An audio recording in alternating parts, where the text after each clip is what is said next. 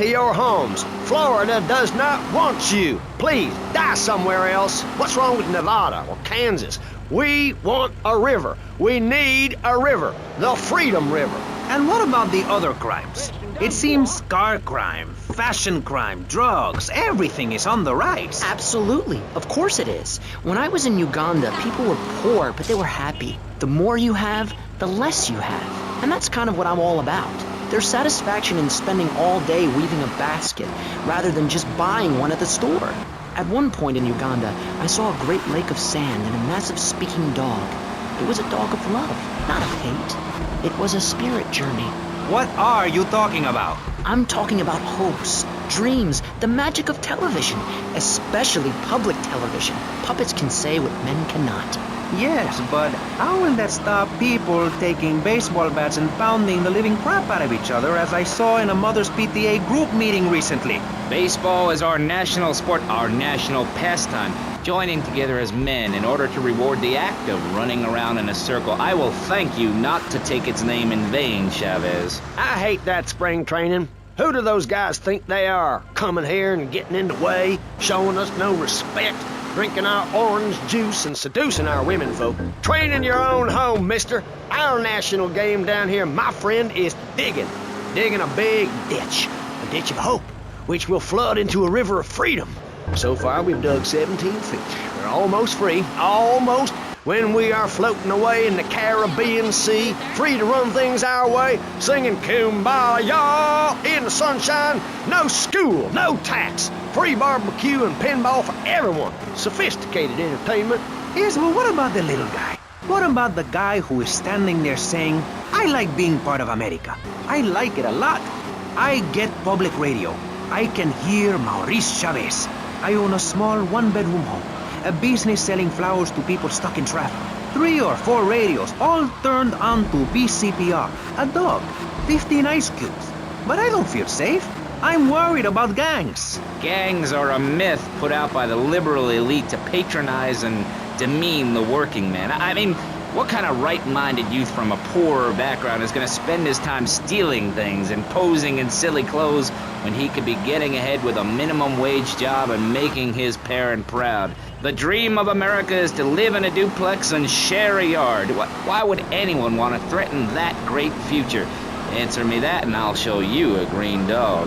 And speaking for the underdog, the foundation I set up with my trust fund, we believe gangs are a valid expression of a people's identity, a grouping, a community within a community.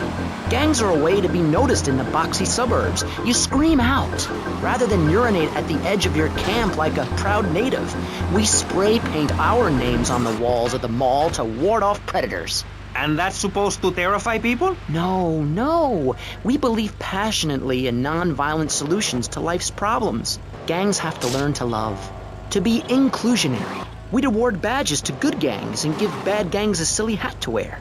It would give people something to feel a part of. Kill with kindness, not a garden tool. Yes, but what about the guy getting beaten up on the street? Or the man having his motorcycle stolen? What about him? Or her. Some of the best bikers are really women. Anyone can join our group. This is about poor people getting together. But your father owns half of Florida. How are you part of the working class? Like I said, possessions are not important at all. I'll pick up a hitchhiker in my convertible any day. The other day I picked up a young woman and we discussed the non-violent solution to war. We called it peace. Your father is a great man. He's done more for the arms trade in this state than anyone else, myself included. And you shame him with this socialist, jiggery, pokery hootenanny. America needs hope, not songs that are supposed to send food to the poor. Songs will get you nowhere. This country needs something to aim for, like being rich and laughing at poor people, or being in government and laughing at the electorate. Now, Mr. Shrub, let's not make this personal. I appreciate your attempt to press the point, but we are here to rest the issue. My city is in trouble, and I think we're not really providing any serious solutions. So far, we've got secessionism, rearing its ugly head for the first time in a century and a half. We've got ignore it, and we've got give everyone a flower. You're all a little unrealistic, yes? Come on now. Just had one, my friend. Maurice? Not to say over-opinionated and moronic, Mr. Crayshaw, how do we stop people running amok in the city with machine guns and heavy artillery? You've got to give a man a chance. Prisons are overflowing with wasted potential. Make the guilty men innocent once more. Free them from themselves. How? How on earth do you do that? Well, you could let them off. Marvelous. Great. That's a sensible plan. Then they wouldn't be guilty anymore. We've been doing that for years, you idiot. How do you think we'd keep prison costs down? They ain't by magic or cooking the books. We save that for education. But, as in most things, we in government are saving money so that you don't have to. When we spend less money on services, more goes to administration salaries and expenses, which helps make lives a lot less difficult for everybody. It's about sharing. Sharing your taxes out amongst the select few. That's why I worked so hard at school, so I could reap the rewards now. I thought you worked hard at school because the other kids laughed at you and called you a square. That's a damn lie. They called me wet fart. They called me the Bat because my voice didn't break until I was 19. So, Mr. Shrub, I take it you don't believe in regulation. I believe in giving people a chance, not tying them down with lots of needless regulations. The fact is, business is run by moral people who won't do anything illegal or try to get rich quickly. But since you got elected, Vice City has been characterized by a government who cut aid to the poor, offer tax breaks to the rich, and pay people to dump toxic waste near schools.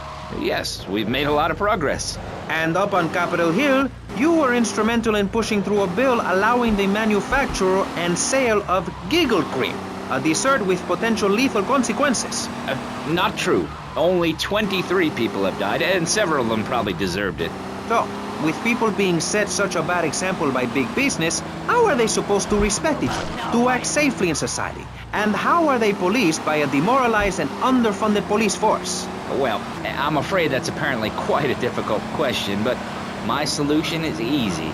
I'm going to talk for a long time about a subject not in any way related, and pretty soon people will forget all about it.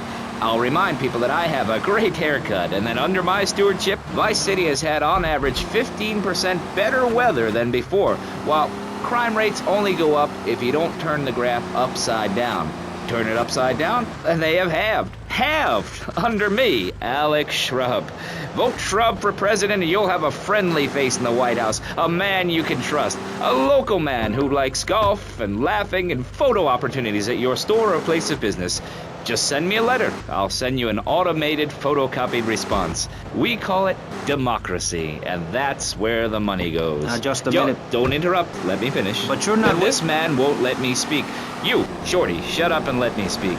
I'm taller than him, ladies and gentlemen, by at least 3 inches, which means I'm a lot more respectable looking.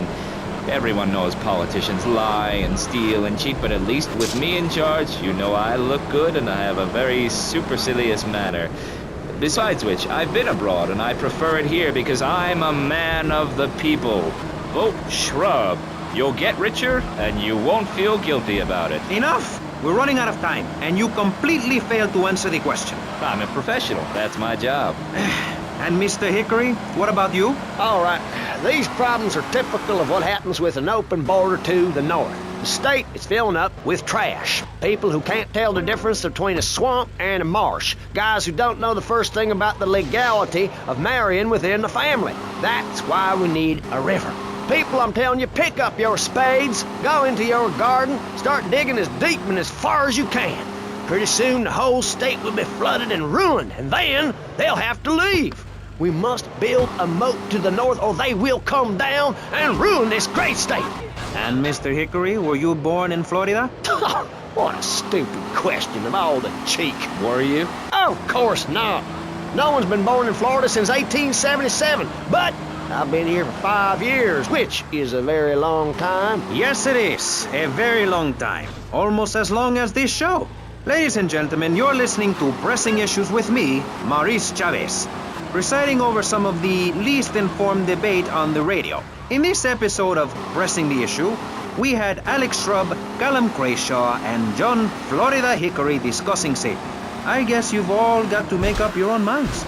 Should we be as wet as fish or a corrupt money-grabbing thief? Gentlemen, I feel we really got somewhere, and that Vice City and people everywhere know a lot more than they did before we began. And now, over to Jonathan and Melissa to talk to you about public radio in your area. You're listening to VCPR, the radio station for disoriented and unrealistic college professors who wear fuzzy sweaters and find everything terribly interesting. I'm Michelle Montanius. And I'm Jonathan Freeloader. Public radio. Watch where you put your loafers, asshole.